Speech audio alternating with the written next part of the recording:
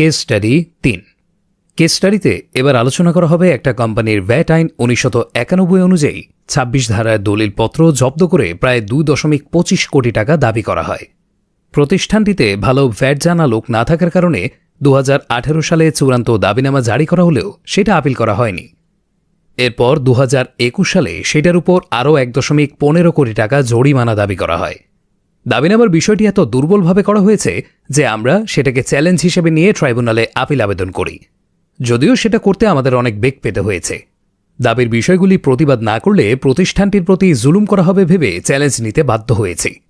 মনোযোগ সহ আপনারা শুনলে বুঝতে পারবেন শুধুমাত্র হয়রানির জন্য কত অযৌক্তিকভাবে দাবিনামা ভ্যাট কর্মকর্তাগণ জারি করেন। অডিটের দাবিনামাগুলো বিভিন্ন আঙ্গিকে অযৌক্তিক প্রমাণ করায় প্রথম অংশে শেষ করা সম্ভব না হওয়ায় দ্বিতীয় অংশে খুব শীঘ্রই প্রকাশ করা হবে ইনশে। জনাব, উপরোক্ত বিষয় ও সূত্রের আলোকে আপনার সদয় অবগতি ও প্রয়োজনীয় ব্যবস্থা গ্রহণের জন্য জানানো যাচ্ছে, আমাদের কারখানাটি চট্টগ্রাম ও মংলা সমুদ্রবন্দর থেকে অধিক দূর এবং কারখানাটি কোনো নদীর নিকটবর্তী না হওয়ায় শতভাগ আমদানি নির্ভর শিল্পের কাঁচামাল প্রতিষ্ঠানের নামে আমদানি করা সম্ভব হয় না। বিভিন্ন বাণিজ্যিক আমদানিকারকের নিকট থেকে মূসক ১১ চালানের মাধ্যমে আমাদের কাঁচামাল ক্রয় করে থাকি।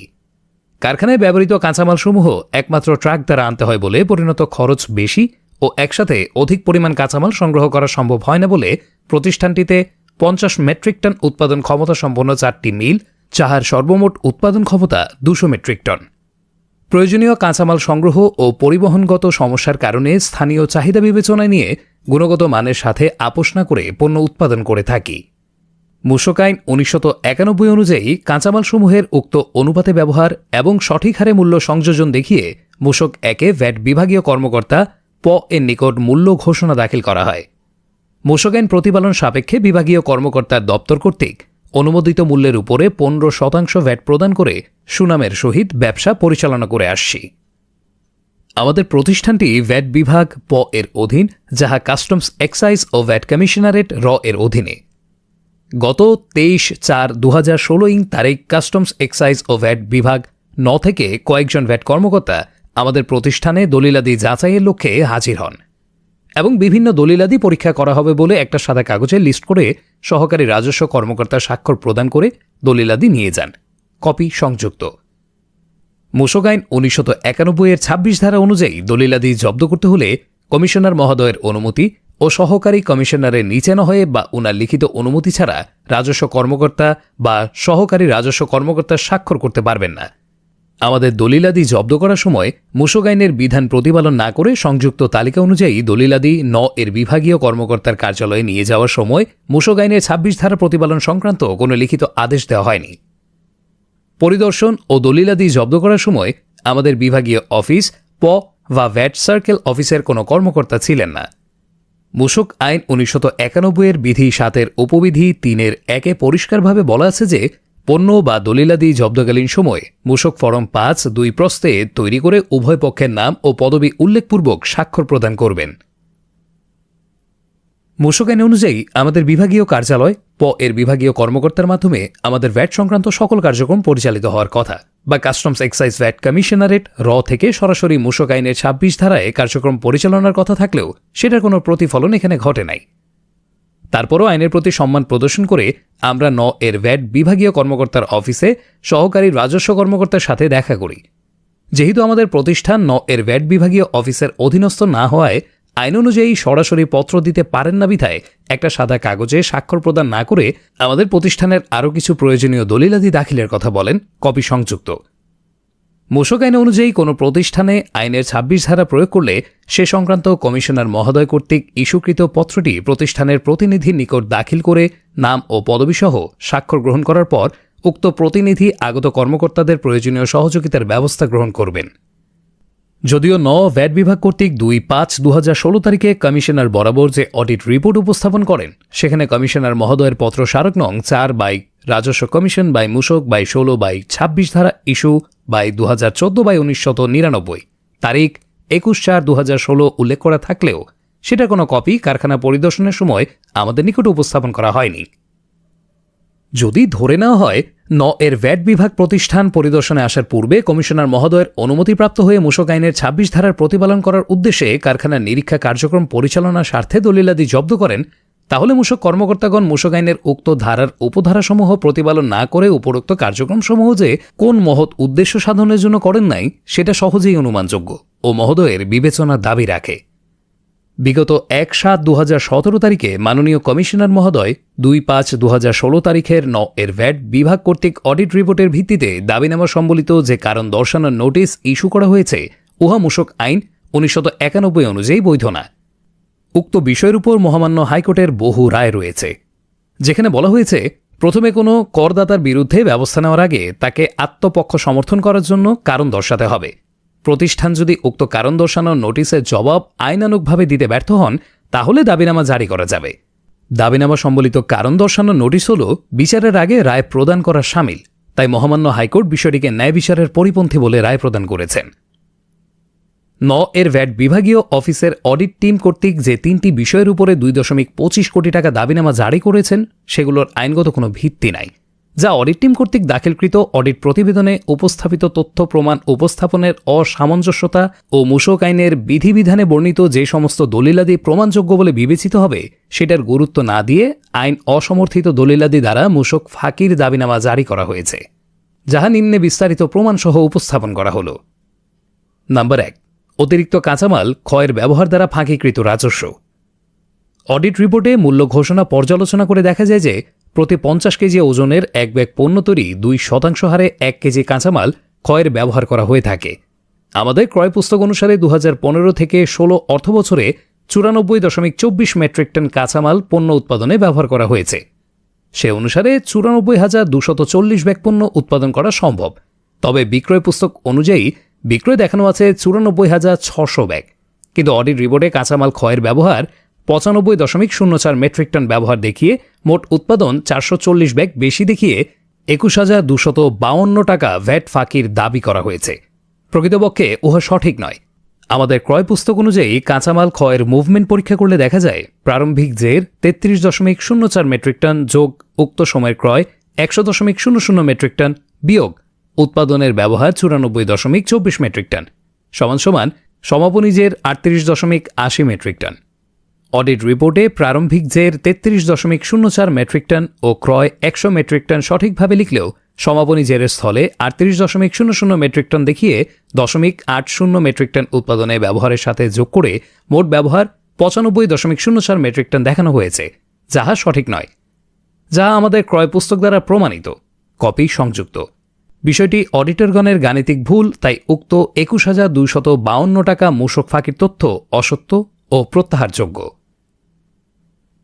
আপনার সদয় অবগতির জন্য জানানো যাচ্ছে যে অডিট প্রতিবেদন অনুযায়ী ০.৮০ মেট্রিক টন কাঁচামাল খকে কেজিতে রূপান্তরিত করলে হয় ৮০০ কেজি কাঁচামাল ক্ষয়ের বেশি ব্যবহার দেখানো হয়েছে বলে ধরে নেওয়া হলে প্রতি ব্যাগে ১ কেজি কাঁচামাল ক্ষয়ের ব্যবহার ধরে কিভাবে ৮০০ ব্যাগ অর্থাৎ প্রতি ব্যাগ ৫০ কেজি করে পণ্য উৎপাদন সম্ভব? তাহলে বাকি প্রতি ব্যাগে ৪৯ কেজি কাঁচামাল অর্থাৎ ৩৯,২০০ কেজি কাঁচামাল ছাড়া ৮০০ ব্যাগ পণ্য অর্থাৎ প্রতি ব্যাগে ৫০ কেজি উৎপাদন সম্ভব কিনা উহা মহোদয়ের বিবেচনাযোগ্য। মূসক একে ঘোষিত উপকরণের ব্যবহার সামান্য কম বেশি হতে পারে, কারণ এত বেশি পরিমাণ বাল্ক কাঁচামাল উৎপাদনে ব্যবহার করা হয় যা আসলে নিক্তি তোলা দিয়ে মাপা যায় না। তবে কোনো কাঁচামালের ব্যবহার সামান্য কম হলে অন্যটা সামান্য পরিমাণ বেশি ব্যবহার হবে, এতে করে মোট উৎপাদিত মোট ব্যাগের কোনো পার্থক্য হবে না। অন্যদিকে শুধুমাত্র একটি কাঁচামাল দিয়ে পণ্য উৎপাদন করা সম্ভব নয়, বিধায় যে কোনো একটা কাঁচামালের সামান্য কম বা বেশির পার্থক্য হলে সে পরিমাণ মূসক ফাঁকি হয়েছে বলে মনে করার কোনো অবকাশ নেই। ৪৪০ কেজি কাঁচামাল খ এর ব্যবহার করে ৪৪০ ব্যাগ উৎপাদন দেখিয়ে অনুমোদিত মূল্য ৩২২ টাকা, যাহা ৫০ কেজি ওজনের সিমেন্টের জন্য প্রযোজ্য দিয়ে গুণ করে উহার ১৫% মূসক ফাঁকির দাবিনামা জারি করা কতটুকু যুক্তিযুক্ত সেটা সহজেই অনুমেয়, তাই দাবিকৃত ২১,২৫২ টাকা ভিত্তিহীন ও প্রত্যাহারযোগ্য। নাম্বার ২, অডিট টিম আমাদের অফিস থেকে কারো হাতে লেখা এক টুকরো সিল স্বাক্ষরবিহীন কাগজ অন্যভাবে পণ্য তৈরির কাস্টিংয়ের রেসিপি, যেখানে লেখা ছিল ক ৬৭% বা ৩৩.৫০ কেজি, খ ২৮% বা ১৪ কেজি, গ ২% বা ১ কেজি এবং ঘ ৩% বা ১.৫ কেজি নিয়ে যান, যেটা আসলে আমাদের অফিসিয়াল রেজিস্ট্রার বা দলিলাদি নয়। সে সময় আমাদের মূসক ১ অনুযায়ী কাঁচামালের ব্যবহারের রেশিও ছিল ক 90% বা 45 কেজি, খ 8% বা 4 কেজি, গ 2% বা 1 কেজি। মূসক আইন অনুযায়ী মূসক ফরম 1 হল উৎপাদ সহক আর স্বাক্ষরবিহীন হাতে লেখা স্লিপ, যাহা যে কেউ যে কোনো প্রয়োজনে লিখে রাখতে পারেন। অডিট রিপোর্ট সেটাকে বেস ধরে 2 এর পার্থক্য 11.50 কেজি কাঁচামাল ক এর কম ব্যবহার দেখিয়ে 2014 থেকে 15 অর্থবছরে আমাদের মূসক ফরম 17 অনুযায়ী মোট পণ্য বিক্রয় 2,02,000 ব্যাগকে 11.50 কেজি দিয়ে গুণ করে 23,23,000 কেজি কাঁচামাল ক ও 2015 থেকে 16 অর্থবছরের মার্চ পর্যন্ত 94,600 ব্যাগ পণ্য বিক্রয়ের সাথে 11.50 কেজি দিয়ে গুণ করে 10,87,900 কেজি কাঁচামাল ক এর ব্যবহার কম করা হয়েছে বলে ধরে আলোচিত সময় সর্বমোট 34,10,900 কেজি কম ক কাঁচামালকে 33.50 কেজি দ্বারা ভাগ করে 1,01,817.9 ব্যাগ পণ্য উৎপাদন দেখিয়ে অনুমোদিত মূল্যের উপরে 15% হারে 49,17,805.10 টাকা কাঁচামাল ক ব্যবহার কম দেখিয়ে অধিক রেয়াত গ্রহণ করে মূসক ফাঁকির দাবি উপস্থাপন করেছেন। যদি 11.50 কেজি কাঁচামাল ক কম ব্যবহার দেখিয়ে উক্ত অধিক মূল্যের উপর পরিশোধিত মূসক রেওয়াত নেওয়ার দাবি উপস্থাপনের জন্য 33.50 কেজির ক এর ব্যাগকে 50 কেজি পণ্যের ব্যাগে রূপান্তরিত করে অনুমোদিত মূল্যের উপরে 15% হারে মূসক ফাঁকির দাবি কিভাবে কাঁচামাল ক কম ব্যবহারের মূল্যের উপর পরিশোধিত মূসক রেওয়াত নেওয়ার মূসক ফাঁকির দাবি উপস্থাপন করা কতটুকু যুক্তিযুক্ত বা হিসাবীয় ভাষায় সঠিক হয় সেটা বোধগম্য নয়। মূসক আইন অনুযায়ী বেশি মূল্যের উপকরণ ঘোষণা দিয়ে কম মূল্যের উপকরণ ব্যবহার যদি অধিক মূল্যের উপকরণের উপর পরিশোধিত মূসক ফাঁকির দাবি হবে উক্ত কম ব্যবহার করা উপকরণের উপর যে পরিমাণ মূসক অধিক প্রদান করা হয়েছে সেটাকে পণ্যের ব্যাগে রূপান্তরিত করতে যে অভিনব পদ্ধতি ব্যবহার করা হয়েছে সেটা ভ্যাট অডিট ব্যবস্থাপক হাস্যকর অবস্থানে নিয়ে এসেছেন। ওনাদের ধারণা নেই যে শুধু কাঁচামাল ক দিয়ে পণ্য তৈরি হয় না এবং শুধুমাত্র একটা উপকরণ বিবেচনায় নেওয়ার কারণে সেটা আর 50 কেজির পণ্যের ব্যাগ রইল না, সেটা হয়ে গেল 33.50 কেজি ওজনের কাঁচামাল ক এর ব্যাগ। পণ্য উৎপাদনকারী প্রতিষ্ঠান হিসেবে অবশ্যই গুণগত মানের পণ্য উৎপাদন করতে রেশিও অনুযায়ী সকল উপকরণের ব্যবহার করে 50 কেজির পণ্য তৈরি করতে আমাদের মূসক 1 ঘোষণা অনুযায়ী প্রতিটি উপকরণের ব্যবহার করা হয়ে থাকে। দাবিনামা অনুযায়ী অন্য উপকরণের পরিমাণ সঠিক আছে বলা হয়েছে। উক্ত রেয়াত নেয়ার ফাঁকির দাবিনামা জারি করতে অব্যবহৃত কাঁচামাল শুধুমাত্র ওই আনুপাতিক ব্যবহার করে 50 কেজি ওজনের সিমেন্টের ব্যাগের অনুমোদিত মূল্যের উপরে 15% হারে 49,17,805.10 টাকা অধিক রেয়াত গ্রহণের দ্বারা ফাঁকির অভিযোগের কোনো প্রকার গাণিতিক শুদ্ধতা আছে কিনা উহা মহোদয়ের বিবেচনা ও প্রত্যাহারযোগ্য। কাঁচামাল ক প্রতি কেজির ভ্যাট ছাড়া মূল্য 5 টাকা, কাঁচামাল খ প্রতি কেজি 1.12 টাকা ও কাঁচামাল গ 1.41 টাকা। অডিট প্রতিবেদন অনুযায়ী মূল্য ঘোষণায় 11.50 কেজি কাঁচামাল ক কম ব্যবহার করে এর স্থলে 11.50 কেজি কাঁচামাল খ বা গ বেশি দেখালে এর মূল্য যথাক্রমে 12.88 টাকা বা 16.21 টাকা, আর অন্যদিকে 11.50 কেজি কাঁচামাল ক কম দেখানো হলে মূল্য পার্থক্য যথাক্রমে 44.62 টাকা বা 41.29 টাকা উপকরণ মূল্য কম প্রদর্শন করা যেত।